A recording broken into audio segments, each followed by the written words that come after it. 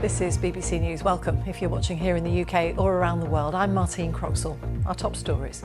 At least 35 people are killed and dozens injured in a missile attack on a Ukrainian military base near the Polish border. According to preliminary data, more than 30 missiles were fired. The air defence system worked and a number were shot down. The facility is used for training with NATO instructors. It's not clear if any were at the base when it was hit. Ukraine's President Volodymyr Zelensky visits injured soldiers at a hospital in Kiev and thanks them for their service. Get better soon. Wishing you strength. You're great. This is all for you, and all this is on your shoulders. This is the most important thing. The US journalist Brent Renaud is shot dead in the town of Irpin, the first foreign reporter to die in the conflict. Poland's president tells the BBC that if Russia used weapons of mass destruction in Ukraine, it's likely to change NATO's stance on the conflict. Here, the government announces more details of a scheme to allow those fleeing the war to come to the UK, offering £350 a month for taking in Ukrainian refugees. Arrests at anti-war protests in Moscow after opposition groups call for Russia-wide demonstrations.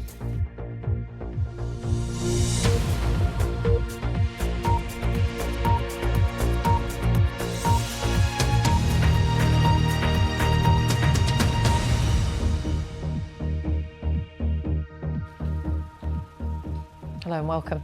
Officials in Ukraine say at least 35 people have been killed and more than 130 others wounded in a Russian missile attack on a military base in the west of the country, a short drive from the Polish border. The attack, which took place in the far west of Ukraine, hit the military training base Yavoriv.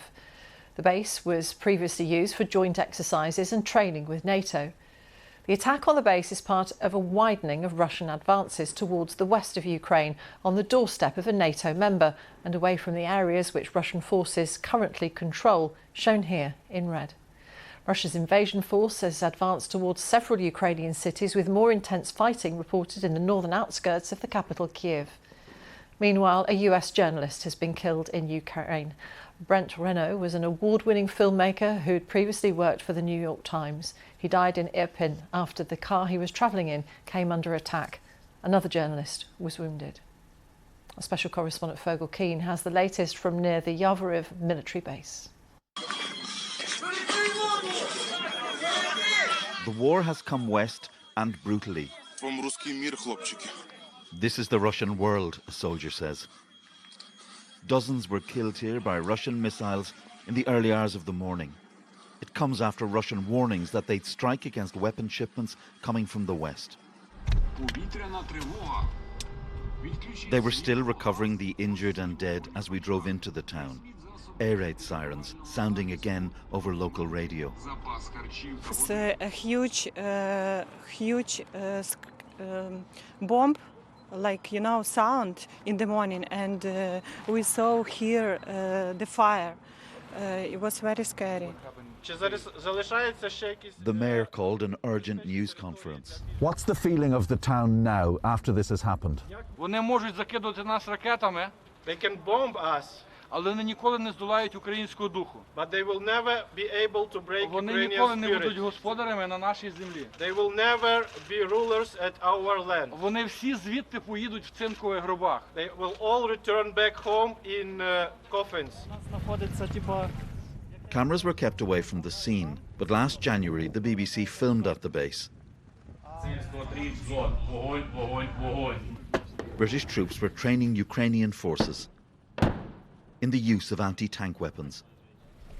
Now in the east, those missiles are being used against Russian armour, as this Ukrainian soldier explained. This one was shot from this beautiful thing. And I want to say a big thank to our British comrades that are helping us. Back in western Ukraine, people's sense of security is shaken by the Russian attack. Here, heading for an air raid shelter amid fresh alarms.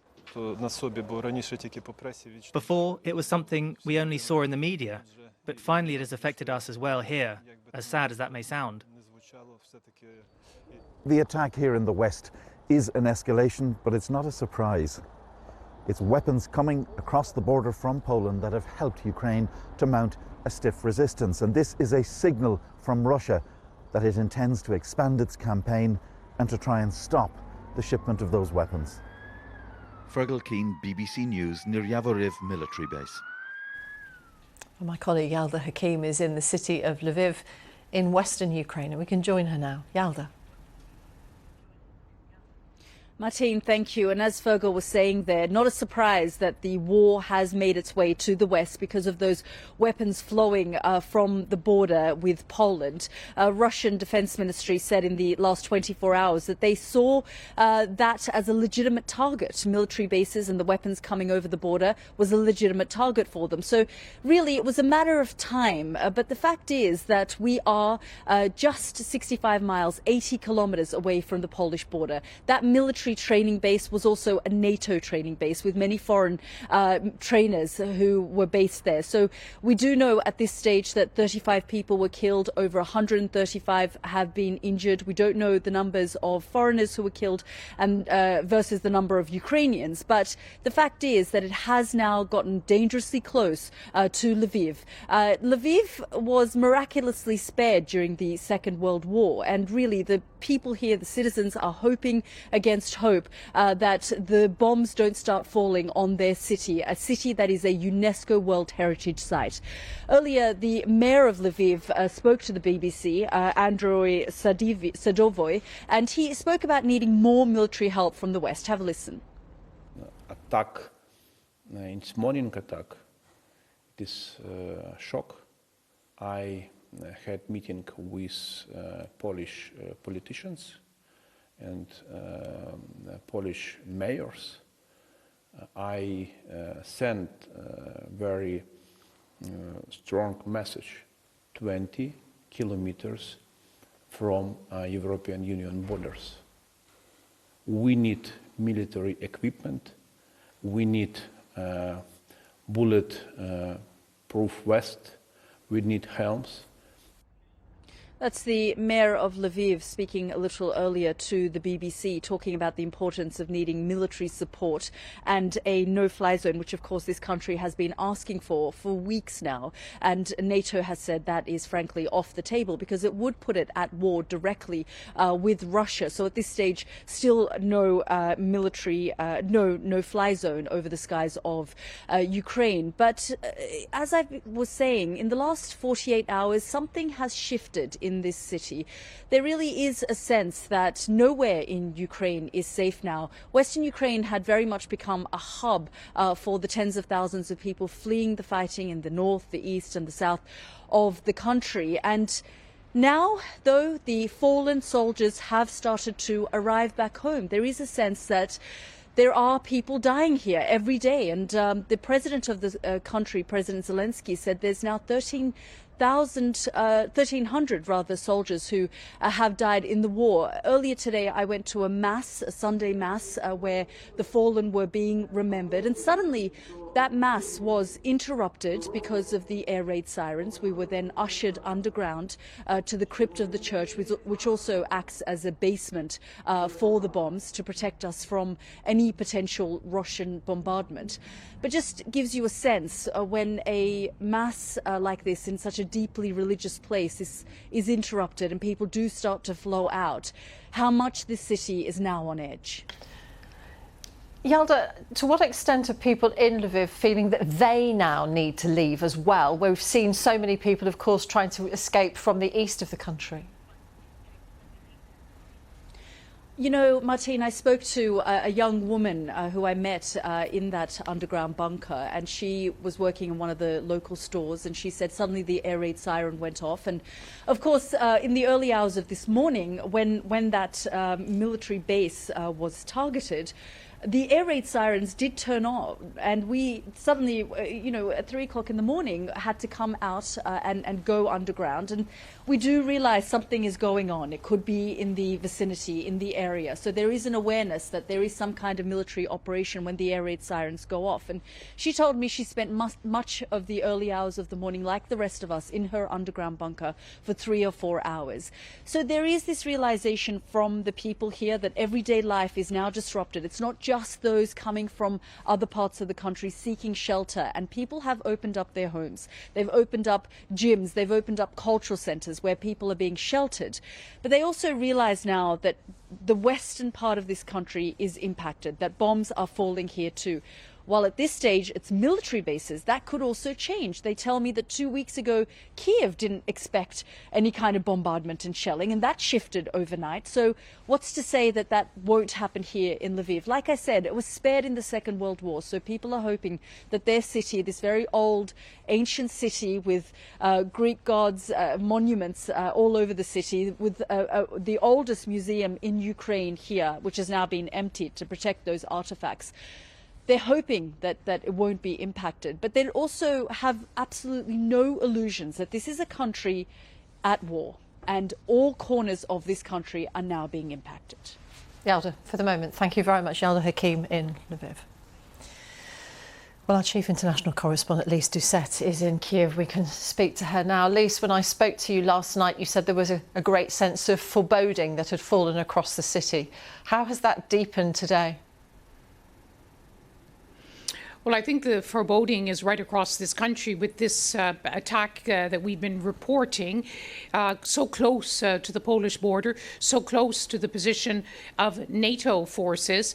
You really get the sense of the heightened risks, the escalation with every day that passes.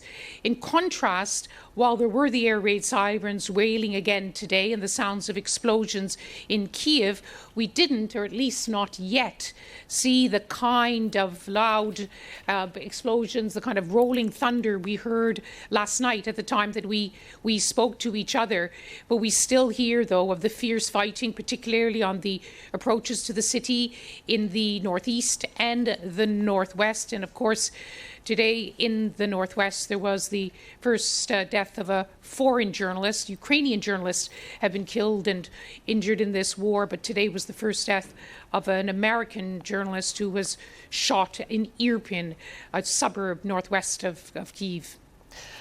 And I understand that Ukrainians are asking journalists like you, what are you still doing here? And of course, that's exactly where you want to be. That is the story, but it's a very obvious question for them to ask.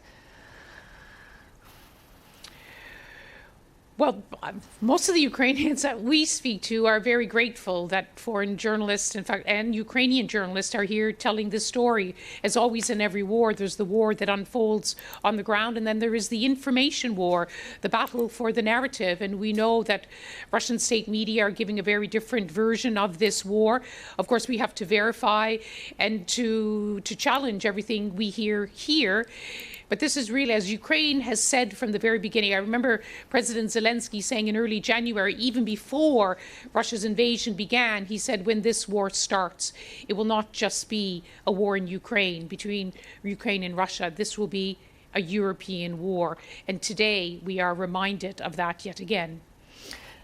And with that in mind, how much hope are Ukrainians pinning on their European neighbours to the west, when we know that the idea of a no-fly zone has been dismissed many times? Every day, many times a day, you hear everyone from the president to local residents in cities and towns across this country. You see it on the billboards across Kyiv. Close the sky. Close the sky means a no-fly zone. And yes, every time it is asked for, and President Zelensky, whenever he speaks to any foreign leader, whenever he addresses any foreign parliament, whenever he speaks to any journalists, he says, we need your help. We're grateful for all of the ammunition and weapons you're giving us. They're certainly making a difference. But while Russia has control of the skies, or at least is able to master the skies, notwithstanding the fact that Ukraine's air power is still relatively intact, but it's far, far, far less superior, less firepower than what the Russians have, even though the Russians aren't using all of it. So they are begging for this kind of help. But still, the answer is no. Every Western leader says it will draw us into direct conflict with Russia, to which, of course, the Ukrainians say, well, one day or another, you are going to be drawn into direct conflict. Better to do it today rather than wait till a time where even more Ukrainians will have died and even more of this country will lie in ruin. Lise, for the moment, thank you very much. Lise Doucet in Kyiv. Polish MEP Radosław Sikorski is Poland's former Foreign Affairs and Defence Minister and joins us now. Mr Sikorski, thank you very much for joining us. What do you believe the implications are of this bombing that happened today so close to the Polish border with Ukraine?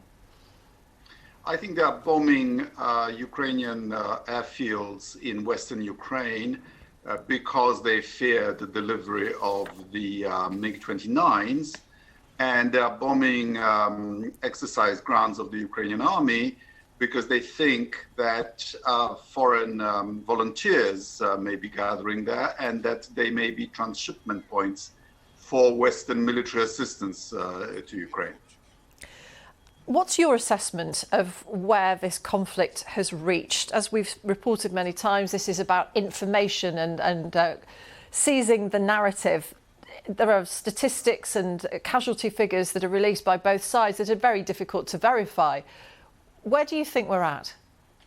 I think Ukraine has already won the information war because, as reflected in the vote at the UN, the world is in no doubt about who is the aggressor and who is the victim. And that's a very precious thing for Ukraine. They are also very skilled in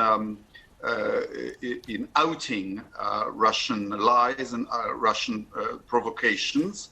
But of course, the trouble is that the truth about this war is not getting through to the people of Russia. And that is a strategic center of gravity, one of them in this war. There are, of course, anti-war demonstrations taking place in Russia, and people have been arrested as a consequence of it. What do you believe the deterrence value has been so far of sanctions against Russia? I mean, if they're starting to bite and people in the country may become aware of them, that might change the narrative again. I think the most useful piece of the sanctions is the freezing of Russia's central bank reserves. That means that Putin's war chest is not $720 billion as he thought, but possibly as little as 120, maybe 200. He has his physical gold and whatever he kept in yuan. And it also means that there will be $300 to $400 billion that Ukraine can claim as reparations and as funds for its rebuilding if the war comes to an end. Poland's president has expressed real concern about the use of chemical weapons, something that the United States have warned President Putin against. How real is that threat? Well, chemical weapons are not a true weapon of mass destruction. I don't want to sound distant from it, but I'm just telling you like I think it is. They were used during World War I in military terms to not that great an effect. So I think if they will be used, and there are some reports that come in, it will be a propaganda ploy by the Russians to try to pin it on the Ukrainians in order to change the tide of the information war. But so far, we've managed to warn public opinion about Russian provocations, and they haven't worked. And I think everybody is prepared for this lie as well. Because Russian officials lie so blatantly, my old colleague Sergei Lavrov saying, for example, that Russia hasn't invaded, the lies are less effective. How then, in the light of those lies, and in light of there being perhaps too much trust at times in what President Putin had been saying for months and doing for years around Ukraine, how well has President Zelensky handled this conflict? I was surprised that he didn't take action when the Americans were telling him that the invasion is coming back in October and November. But a great many Ukrainians didn't believe the warnings, and he was one of them. And then I think he announced national mobilization, or only when the war actually started. He should have done it 48 hours earlier. But since then, he is a transformational figure. He is a great leader in wartime, not just for the Ukrainians. He is now a conscience of the free world. You mentioned before that not wishing to dismiss chemical weapons, but they're not really a weapon of mass destruction. Unlike nuclear power, nuclear weapons, as a former defence minister, what's your view of how President Putin will approach the use of his nuclear arsenal? Well, this is one of the things that we in Central Europe have been warning you in Western Europe about for years. And of course, there was disbelief and some patronization as well. So you didn't believe us then. Therefore, you should believe us now that we've been vindicated. And so what I'm telling you now is that the Russians have been exercising this doctrine of theirs called escalate to de-escalate.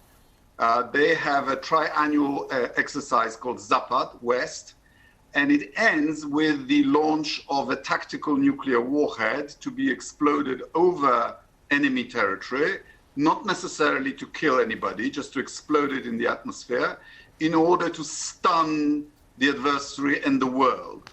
And in that atmosphere of paralysis, to gain a few days in order to achieve their political objectives. We should be concerned about that, but it's also a great risk for Putin. First of all, nuking Kiev wouldn't be exactly compatible with Putinist ideology. But secondly, if he gives such an order and it requires a chain of command, that's the moment when his generals might decide that he's gone too far and get rid of him. One final question about the humanitarian side of this invasion. Poland has clearly taken a staggering number of refugees from Ukraine who are desperate to get to safety. What sort of extra support does Poland need from the rest of the international community? Just briefly, if you would. Oh, yeah, 1.2 million. In this house that you're seeing behind me, I have 7 Ukrainians, 2 more are coming tomorrow. Poland will need money above all, because these 1.2 billion people need housing, they will need healthcare, they'll need education, they will need all kinds of help. But I think the EU is coming through, and we expect assistance to arrive quite soon. Radosław Sikorski, MEP, thank you very much for your time. Thank you. Thanks. Let's get more now on that missile attack, which has killed at least 35 people in western Ukraine. Our correspondent, Hugo Bachega, travelled from Lviv towards the Yavoriv military base and sent us this update.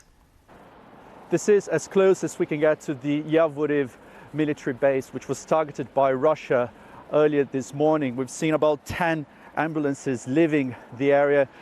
There's around 24 parked here. Now, this is a region of Ukraine that up until now had been spared of attacks. Poland is just 20 kilometers or 12 miles on that direction. And of course, Poland has been essential for the Ukrainians in this war because of the flow of weapons coming through the border. And just yesterday, Russia said it could target the shipment of arms being sent by the West. So today's events could mark a significant escalation in this war. Hugo Bachega reporting from Yavoriv. Well, in the last couple of hours, we've received these latest pictures of President Zelensky. The Ukrainian leader visited a hospital in Kiev where he met staff and wounded soldiers. He told some of them they would be given medals for military service. Earlier, the president claimed almost 13,000 Ukrainians have been killed since the Russian invasion began 18 days ago. That figure can't be independently confirmed. He also paid tribute to the soldiers on his visit. Get better soon. Wishing you strength. You're great. This is all for you, and all this is on your shoulders. This is the most important thing. Well, a respected charity in Russia says at least 742 people have been detained at anti-war demonstrations today across the country. According to the political repression organisation OVD Info, at least 352 people were arrested in Moscow alone. Protesters could face fines and prison sentences. A week ago, more than 5,000 demonstrators were detained across the country. Pope Francis has made an impassioned plea for an end to what he called a massacre in Ukraine. Addressing pilgrims in St. Peter's Square, he described Russia's invasion as an unacceptable armed aggression that must end before Ukrainian cities were reduced to cemeteries. He called for safe humanitarian corridors and condemned the bombing of hospitals and other non-strategic civilian targets as barbaric. Well, let's show you the scene live now over Independence Square in the Ukrainian capital, Kyiv, from where we've just been hearing from our chief international correspondent, Lise Doucette, that there is a growing sense of foreboding and apprehension as the Russian forces move closer towards the heart of this capital. You could reach me on Twitter. I'm at Martine BBC.